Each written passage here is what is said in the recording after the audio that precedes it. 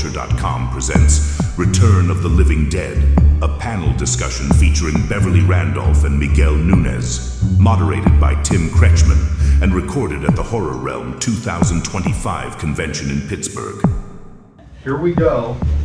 I'd like to introduce from the Return of the Living Dead, Beverly Randolph and Miguel Núñez.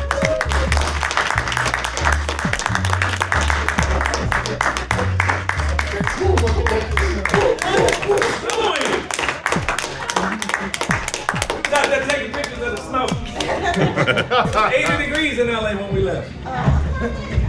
Come on, Beverly. Thank you, Beverly.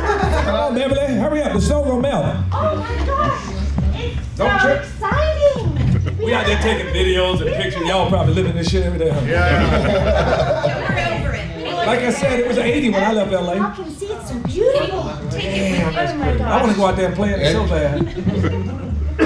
You know, I've had a lot of walking guests from the other side. This was exciting. They saw the snow and had to get out there. Yeah, we would have been here Sorry we're so. late. We tried to hurry as fast as we could. We had to run out and stand. Thank you for the picture.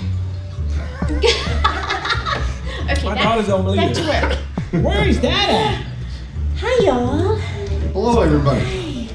All right, well, we do have some limited time because they do have a photo op starting at 11:30, so we're going to get right into it. So I'm going to ask, in real life, are you more punk rock or yacht rock? Yeah. I'll go yacht rock. Yeah, you punk rock or yacht rock? He's yacht rock for sure. Yeah. He's like high maintenance, high end. But you were into quintessential Hi, Rob. punk rock movies. So Okay. Yeah. what was it like becoming a punk rocker? Fighting zombies. Hey, listen, I ain't know nothing about none of that. All I knew is I had a job and I had I was representing the punk rock community. I had some friends who was in the punk rock back then, because back then that was really huge. So it was easy for me to jump into it. And they was paying me, so I would have been a punk rock, a female if they needed me to. It was easy for me because Miguel got my wardrobe for me, and I that made it easy. So that's a good story.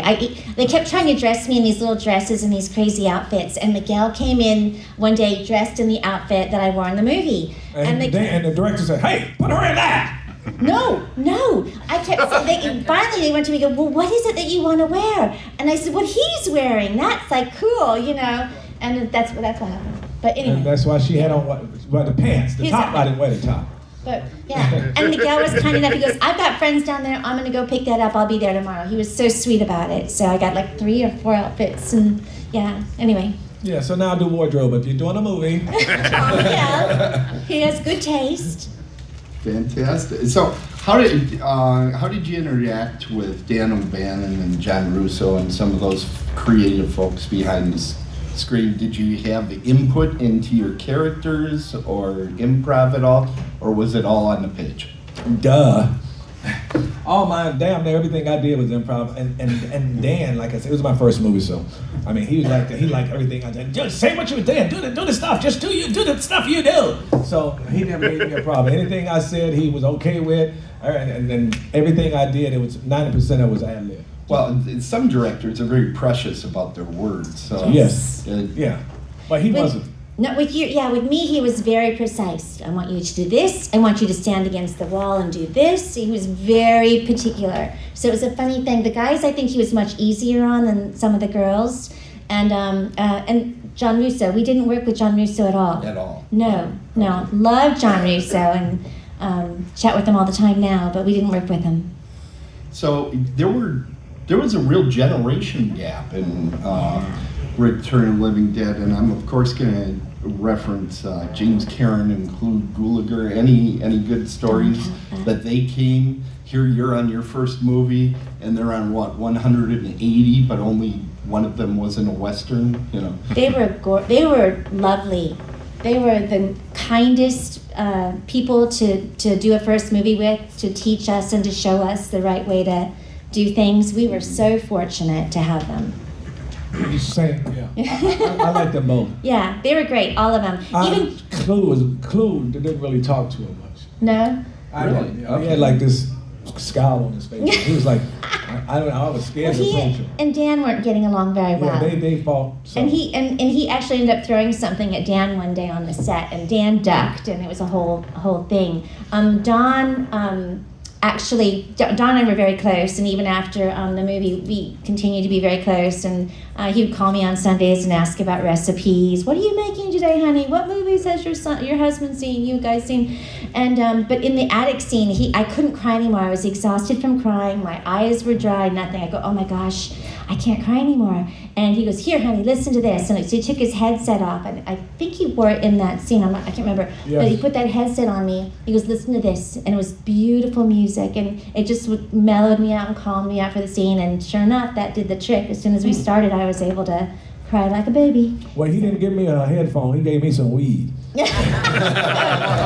I think Don was the first person to introduce me to weed. Was he? Yeah. And we used to go to his house and smoke, and I would just sit there because he was like this big actor to me. And I was just listening to him. He'd have a million stories. Just like, what was his name? Slam Dunk Ernest. James Karen? Yeah, no. From Ernie's movies. He did the same thing. He would take me to his room. Weekend at Ernest? Yeah. And he would, no, you know, Ernest Gonna stick ham. Ernest Harrell, whatever you call him. I did a John movie. Barney? Talking about? Ernest Jim Goes to Barney? Canada. Jim Barney. Yeah. Jim Barney. Jim Barney. Yeah, he was the same thing. And he would Okay. take me up there, and I would, same thing with those two. I would just be listening to them all day long. Going, wow, I'm in here with this guy smoking weed. And they didn't know I was all excited, and Don would do the same thing, just talk all day. We went to the airport one time. We were coming to a convention. And it was Don came to my house, and we traveled together. And so he asked for a wheelchair, and I'm like, "What are you getting a wheelchair for?" "Oh, honey, I need it." I'm like, "Okay." He was not needing it, and so we get to the gate, and he goes, "Oh, there we go. I got through." And he reaches down and pulls out of his sock tinfoil, and he had his marijuana in it. And this is the time when you weren't supposed to be traveling with marijuana or any of that kind of, I don't know if you still can, I don't know. And that's what he was doing. He was getting through security and wheeled him through with his marijuana in his sock and tinfoil. Well, that's better than keistering. Yeah, oh Lord. Yeah, it was so funny. And that was like my big, oh my God, are we gonna get in trouble here? I know that James Karen was a huge buff of Buster Keaton. Did he bust out any of that during all this? Or kept the No. pratfalls at home for He this? did have Jason Robards come to the set, but we didn't, yeah, it was wild. You got a picture with Jason Robards. There was a I don't group know. picture. Yeah, you do. You got one. Okay. And Okay, I got one. And Anybody want to buy it? You're in it, yeah.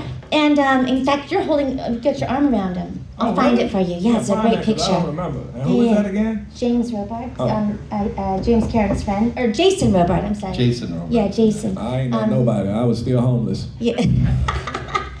But no, he never talked too much about that. But after we finished filming, we'd often have dinner together, and he'd tell great stories about him. And But they were mentoring for us Yeah. because I hadn't done anything, and I think most of us was that way. Yeah. But those guys was like mentoring. We were looking up to them, especially James. Yeah, he would say, James. And do it like Don, this, too. and do it like that, and do it like this. Don was always just fun. I mean, Yeah. I love Don. Yeah. Crazy eyes.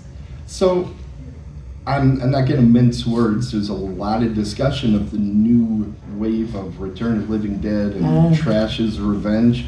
Well, what is our situation? Right? Well, what can you tell us?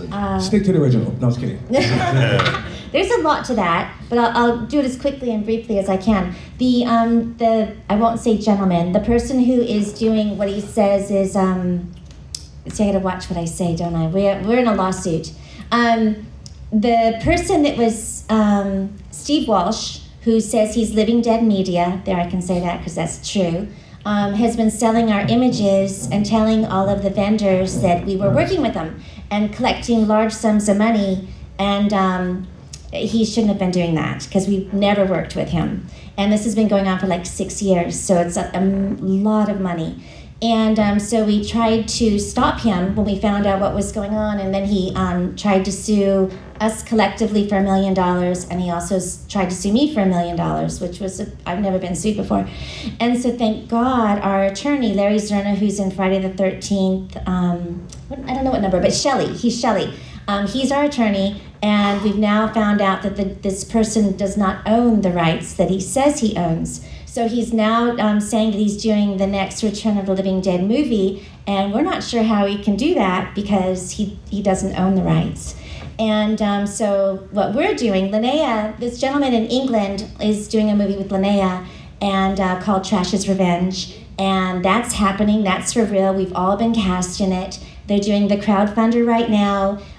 He didn't make the whole goal, I think, but he has outside investors. And there's the issue with the AI. A lot of people are going, oh my God, you can't do AI, you can't bring James and Dawn back.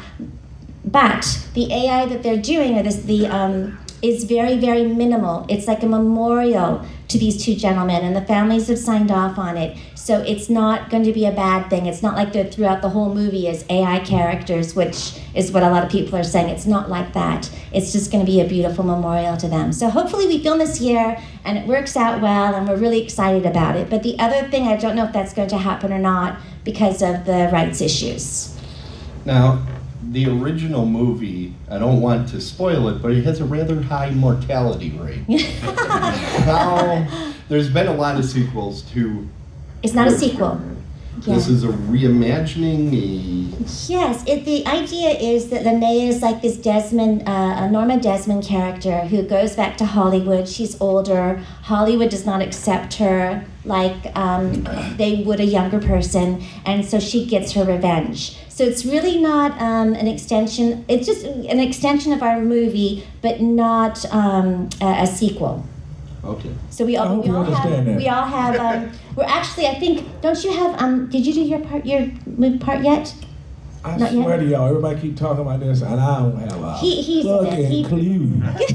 but I don't know. Y'all said a minute. I said okay. John She said I already shot yours. I'm like, when? I swear I don't know. I just hope all the best for all of it. Yeah, it's going to be great. John Philbin did his part. He's playing John Philbin. So that's the whole idea of it. You'll see when it gets going. Did you do something? Not yet. Oh, that's interesting. Tom and I are filming either in LA or London, and we're doing a musical number, and where Tom will be singing, and I believe I will be getting killed. Oh. So like. Well, what happened? What am I doing? I don't know I don't know. I'll ask him. I'll find out what your part is. The director, Richard. I'll find out. I'll ask him. Yeah, he's stupid. Well, the concept is so interesting. All in there. Yeah, he's holding it tight to him, so he's not giving things away because of all the legal issues that we've had. And he's had the Steve Walsh fella has gone after him. It's weird because it must be going well because I had somebody who the head of Lionsgate, a friend of mine. He was a director on the first TV series. I'm sorry, the executive on the first TV show I did, Tour of Duty, in 1987. Now he's the CEO of Lionsgate, and I told him about it, and he asked about it, and I said, he said, what was the budget? I said, I don't know. And he said that they'd be willing to do it for $2 million and give us distribution. So I told Linnea that, and nothing. So they Tell just have me it on. that, and I'll get it to Richard. If I tell the girl who's the movie and she don't do nothing about it, I don't want Lionsgate involved. She's if I tell you I got Lionsgate and they want to put $2 million and you just ignore that text. Send it to Linnea is she's so adorable, and she's going to be starring in it, but she's not behind the scenes much, So if somebody told me I got $2 million for your movie in Lionsgate, I'm going to have somebody call them. Yeah, I'll take care of it. How many out there? Raise your hand if you would. Oh, double hands, $2 million each. Exactly what I thought. We'll get there. Yeah, we'll get there. We'll get there. By the way, I did my research. Tour of Duty is right now streaming on the Roku channel. All 3 seasons, or 4, I think. Oh, 3, Residuals, right? yay. And it comes on the Heroes. He's been on the Heroes and Icon channel every Saturday from 6 and 7 o'clock, 2 hours, and for the last 10 years. And now, just last month, now it's 6 and 7, 8 and 9. So it's 4 hours. I've been watching it all the time. It's one of my favorite projects.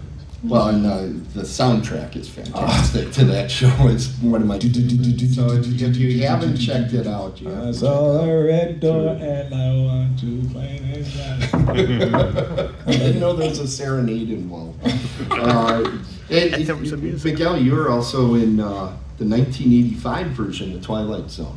Yes. I'm always curious about that. What was the feel around that? Because it didn't. I don't think it got its fair shake when it it came out? I don't think it did because everybody was comparing it to Twilight Zone before. But like again, I was just rare. First, I was still kind of homeless and still living like that. So all of that stuff, the technical issues of all of that stuff, I have no freaking clue. I was just doing a Twilight Zone. I was excited, telling everybody in North Carolina, I'm gonna be on the Twilight Zone because I talked like that when I first went to Hollywood. I talked like this when I first got to California. And I am contractually obligated to always ask this. You were on The Adventures of Pluto Nash and Nutty Professor 2. What's it like working with Eddie Murphy? Oh, I've done 6 movies. Eddie Murphy's been my best friend. If you go online, you can see I was his best man in his last wedding, which didn't last. We've been friends for over 30 years. So we take our vacations together. My kids are his best friends since they were born. So we've been friends for years. Fantastic. We take our vacations every year, big ass yacht. Eddie rents a yacht. He rents 2 big private jets, one for us, for the grown folks, and then one for the nannies and the kids. And we've been all Bora Bora. We rented the whole island of Bora Bora. We went all over the world for the last 30 years. Nice. Wow. So, Beverly, you took kind of a 30-year break in there. Yeah. What brought you back? It just people called. I didn't know I was coming back. And I just did. I was raising my son, which I felt was more important. And my husband's in the film business and he travels a lot. And so we would travel with him. So I just really was not thinking about this at all. And then someone said, hey, Beverly, you want to come do a convention? I'm like, what? And then someone said, hey, Beverly, you want to do a part in my movie? So I'm like, it just kind of happened. It happens. It's still happening. It's fun. It's a nice little break out of my regular life. Going into that, we talked about the Return of the Living Dead and Trash's Revenge. What other latest projects do each of you have that are going? Well, I'm on the TV show right now. We're our 5th season. Just started in July, and we start our 6th season. It's on Netflix, top 10 show on Netflix called The Family Business. I play an attorney. We've been on for the last 5 years. We're just going to start our 6th season. Wow. I have a Godmother Goldie's Golden Ranch children's TV show. I'm Godmother Goldie. But it's really cute. It's cute. I like it. So 3 episodes we've got done now. That's great. Yeah. I want to make sure we have some time for Q&A from the audience. So, okay, we have a question back there.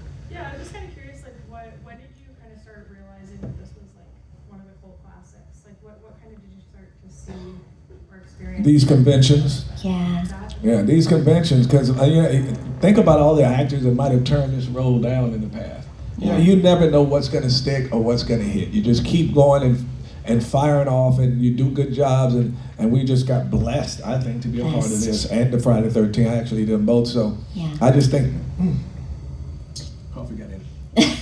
She had a root canal on Friday, y'all. I was supposed to go get it closed up the next day, but I had to get on the plane. You need more Well, if you medicine. need to get it frozen, we can just take you outside again. I tried that. I stuck some snow in there, but it melted. But yeah, it's these conventions that you never know. You actually will never know what hit. No. Terrifier. Who would have thought?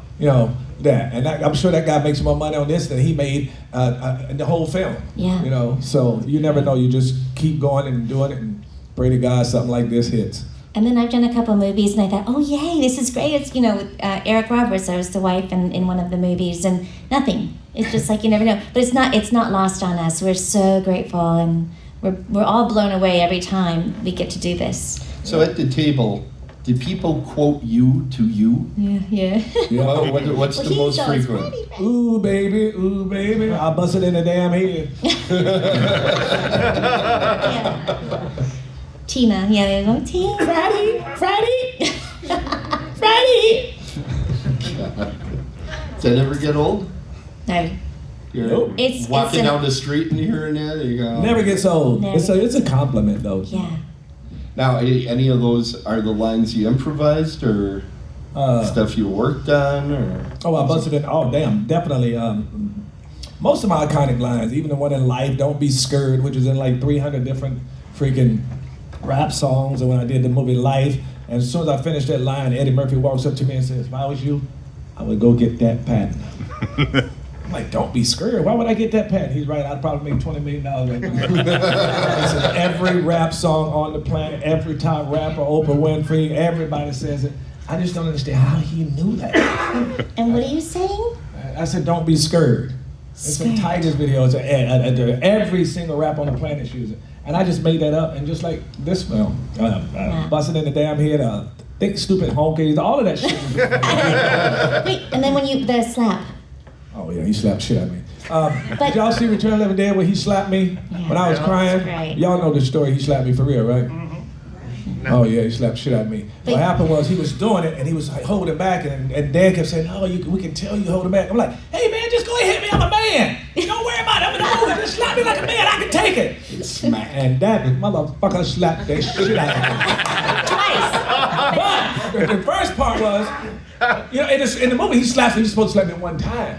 But if you notice next time, bam, he slapped me. I was like this, going in my mind, going, this motherfucker here.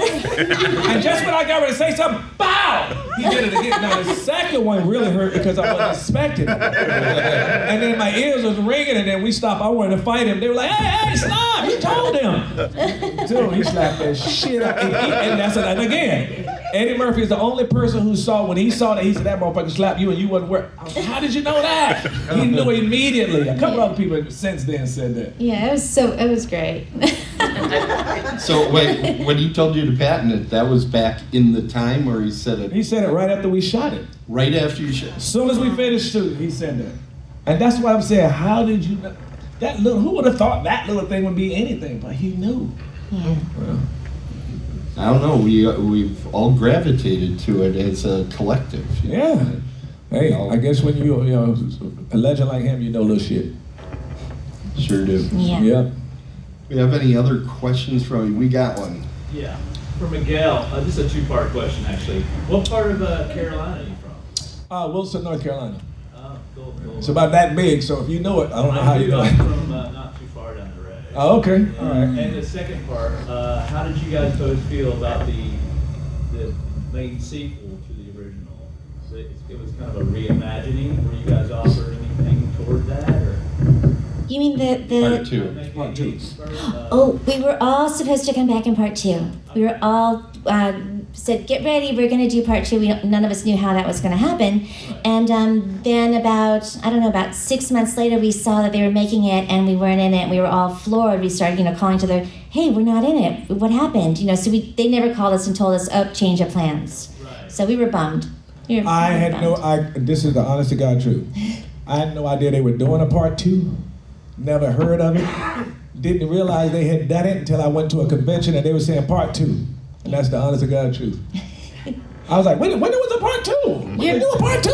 He was in the part 2. I was like, when? Well, you're busy. No freaking clue. No, I was still struggling at the time coming up, but yeah, I had no clue they was doing one. They never offered me shit. They called. Yeah, we were all coming back. I didn't know that. Yeah. I just found that out right now. No, you knew that. I swear to you, I just found that right now. I was supposed to come back. I never ever heard anything about a part 2.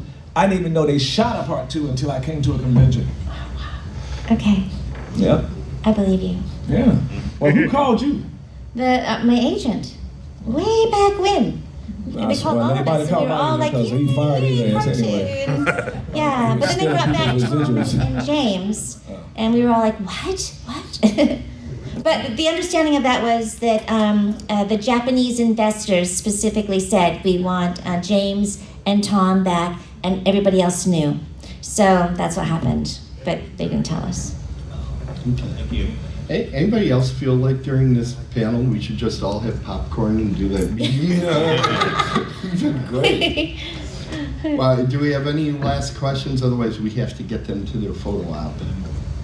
And here's to you guys, because we wouldn't be here if it wasn't for you guys. Yeah, thank you. This film would not have this longevity if it wasn't for you guys. It has nothing, well, I won't say nothing to do with what we've done, but it's all about you guys that gave it the legs. Because there have been a lot of great films and great performances, but they don't have the legs. The legs are because of you. And I just want to thank you personally from my heart. Yeah, thank you. Let's show our appreciation. Return of the Living Dead. Great! It makes the pain go away. Send more cops.